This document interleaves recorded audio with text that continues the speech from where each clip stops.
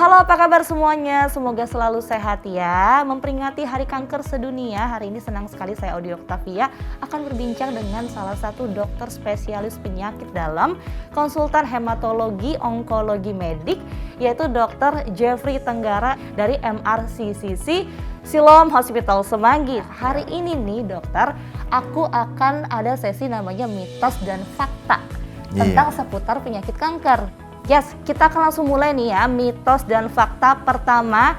Ini mitos atau fakta dokter? Kalau misalnya tidak punya riwayat keluarga yang memiliki penyakit kanker, berarti kita aman dari kanker? Jelas itu adalah mitos. Jadi memang tidak semua kanker adalah penyakit yang diturunkan atau punya riwayat keluarga. Kita ambil contoh, misalkan pada kejadian kanker serviks atau mulut rahim pada wanita, kanker serviks ini berhubungannya adalah dengan terjadinya infeksi human papillomavirus. Artinya ada beberapa kanker yang bukan diturunkan atau ada riwayat keluarga. Faktor yang lain juga adanya lifestyle. Nah, contohnya apa? Misalkan konsumsi alkohol dalam jumlah yang banyak itu berhubungan dengan yang namanya kanker rongga mulut. Kemudian obesitas juga berhubungan dengan kejadian beberapa kanker seperti kanker payudara. Dan ini ada pertanyaan kedua, mitos atau fakta yang kedua nih dok. Katanya penyakit kanker sama pengobatan itu lebih sakit pengobatannya. Mitos atau fakta? Itu masih saya anggap sebagai mitos. Semua pengobatan punya efek sampingnya. Baik itu operasi, baik itu kemo, atau radiasi atau sinar. Masing-masing punya efek samping dan salah satunya bisa nyeri. Tetapi kita harus ingat juga bahwa kanker ini sendiri juga mengakibatkan rasa nyeri yang luar biasa di badan pasiennya. Jadi memang mau tidak mau pengobatan-pengobatan ini walaupun punya efek samping salah satunya nyeri juga, tetap akan lebih baik dibandingkan kalau tidak menjalani pengobatan sama sekali. Dan yang ketiga adalah mitos atau fakta kalau kanker ini bisa menular. Itu adalah jelas mitos. Jadi kanker adalah penyakit tidak menular sama sekali. Walaupun misalkan tadi saya bilang bahwa kanker serviks disebabkan oleh virus HPV atau human papillomavirus itu, tetapi kanker serviksnya sendiri tidak mengakibatkan penularan ke orang lain sehingga mengakibatkan kanker serviks. Pertanyaan mitos atau fakta yang keempat, yaitu adalah semua kanker sama dok dan katanya cara penanganannya sama. Kira-kira ini mitos atau fakta? Semuanya mitos hari ini keluarnya ya. Jadi pengobatan kanker sekarang sudah sangat individual tergantung dari kondisi kankernya pada masing-masing pasien. Saya ambil contoh kanker payudara. Pada ibu A dan ibu B, obatnya bisa sangat berbeda. Satunya hanya menggunakan misalkan kemo, yang lainnya bisa hanya menggunakan obat anti hormon. Sama sekali tidak terkena kemo. Kankernya ini, kemudian pada pemeriksaan lanjut didapatkan perilaku kankernya seperti ini, pengobatannya ini. Kankernya itu, kemudian sifatnya itu, maka pengobatannya itu. Artinya berbeda antara satu orang dengan orang yang lain walaupun dikatakan kankernya sama. Dan mitos dan fakta kelima, yaitu adalah kalau katanya nih biopsi itu bisa menyebarkan sel kanker. Itu mitos atau fakta dokter? Itu saya nobatkan sebagai mitos abad inilah. Jadi mitos yang selalu dikatakan oleh banyak orang dan itu sangat berbahaya menurut saya mitosnya ini. Biopsi adalah satu-satunya tindakan diagnostik untuk menegakkan kanker. Walaupun saya sebagai dokter onkologi, saya sebagai dokter ahli kanker, saya tidak boleh pasien datang ke saya dengan benjolan dan saya langsung nyatakan, oh ini kanker, tanpa saya punya data biopsi. Yes. Artinya walaupun pemeriksaan dokter mengarah ke kanker, misalkan MRI, CT scan, atau PET scan menyatakan bahwa ini adalah suatu kanker, tetap diagnosis kanker belum boleh diberikan sampai kita dapat data biopsi tadi. Oke, pertanyaan mitos atau fakta yang keenam nih ya. Penyakit kanker ini tidak bisa disembuhkan. Ya. Mitos atau fakta, dokter?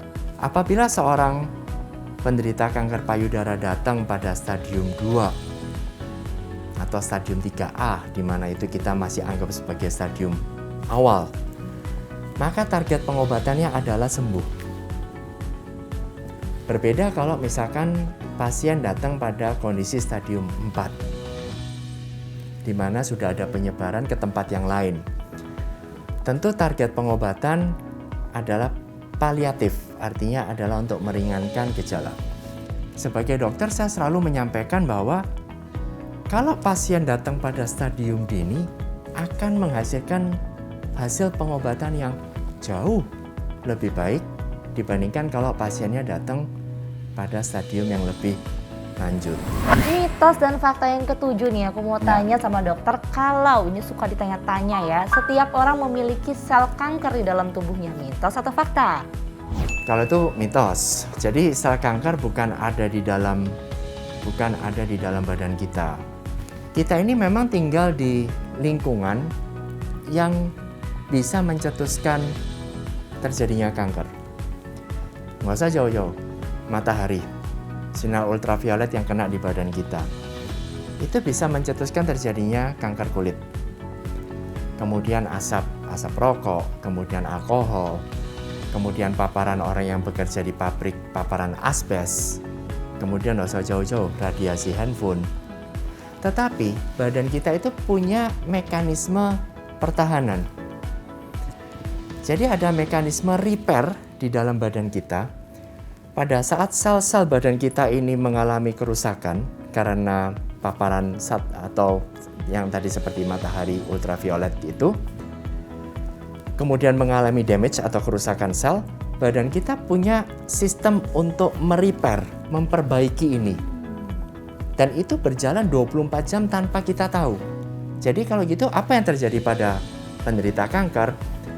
Mekanisme proteksi ini tidak cukup kuat untuk memperbaiki kerusakan yang sudah terjadi.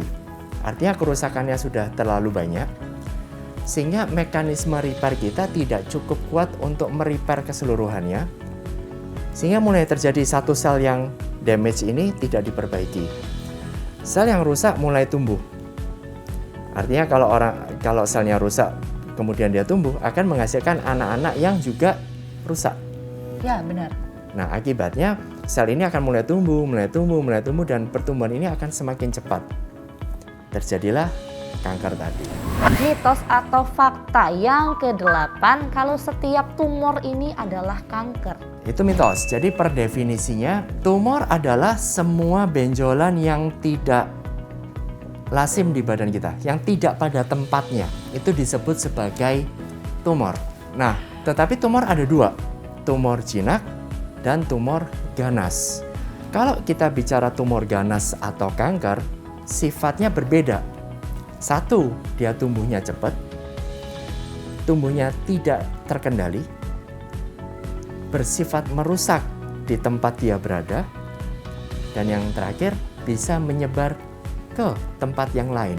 Jadi semua tumor dan kanker sama? Kanker adalah tumor, tetapi tidak semua tumor adalah kanker.